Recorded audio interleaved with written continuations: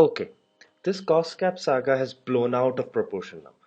Anyways, I am Sid, this is the Menonverse, and let's get this show on the road. It has been 171 days since the last video. I am really sorry. A lot of things have happened. We'll get into that in a later video. But before we do that, let's dive deep into the cost cap saga. Ooh, this one is going to be spicy. Unless you have been living under a rock, let me recap a few things for you.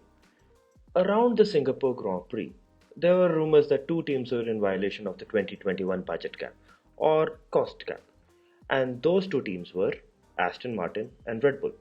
Now, till the Thursday of the Mexican Grand Prix, the extent of the breach was unknown. Previously, it was being rumored that Red Bull were in major violation of the cost cap and Aston were in a procedural breach of the cost cap.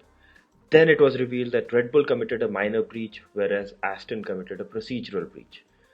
As a result, Red Bull have been fined $7 million and their wind tunnel allocation has been reduced by 10%, effect immediate for the next 12 months. And Aston has been fined $450,000 for their procedural breach. Now, what does this mean? I know a lot of fans were adamant that Red Bull should be stripped of their 2021 points, both for the drivers and the constructors. But that would potentially mean that the 2021 title would be handed over to Lewis, making him an 8-time champion of the world.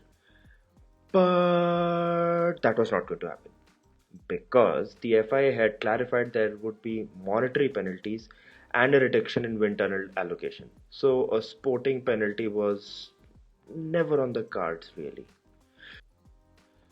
The breach committed by Red Bull involves an overspend of roughly 1.84 million pounds or $2.15 million. However, the FIA's cost cap administration recognized that Red Bull had acted cooperatively throughout the review process, providing additional information and evidence when required. Further, a statement was put out. There is no accusation or evidence that Red Bull Racing has sought out any time to act in bad faith, dishonestly, or in a fraudulent manner, nor has it willfully concealed any information from the cost cap administration. Now, for a big team like Red Bull, a $7 million penalty is big, but it won't have that much of a dent, especially since this money is not being taken out of their budget cap, uh, either for this year or the next year. However, it is the reduction in wind tunnel time which is going to hit them in the proper places. Because although they have the mastermind Adrian Newey, but without having to test his designs, he too might struggle a bit. Again, a lot of jargon, but what does it mean for the team for the 2023 season and beyond? Well, simply put, with the reduction in wind tunnel testing time, Red Bull will have less opportunities to improve their car concepts and designs for 2023, which would give rivals Ferrari and Mercedes an advantage. Anyway, Red Bull would be having reduced wind tunnel time given that they have won the constructors title this year. And as F1's wind tunnel allocation rules go, the teams finishing lower down the order would have a greater wind tunnel allocation. This has been done in order to provide an opportunity for the back market teams such as Williams, Haas, Alfa Romeo to prepare better cars and level the playing field a bit, and in order to avoid an year on year domination as we have been seeing in the past.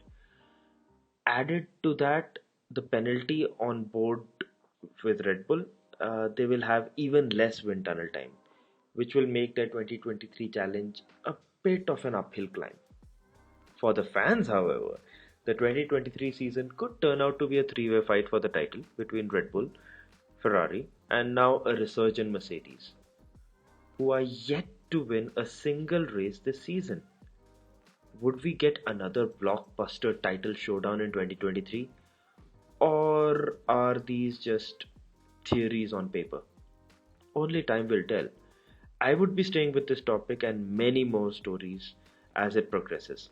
So do subscribe for all the latest news on F1's cost cap saga. And if you like this video, please do press that like button. And thank you and goodbye. And we'll be back for more, don't worry.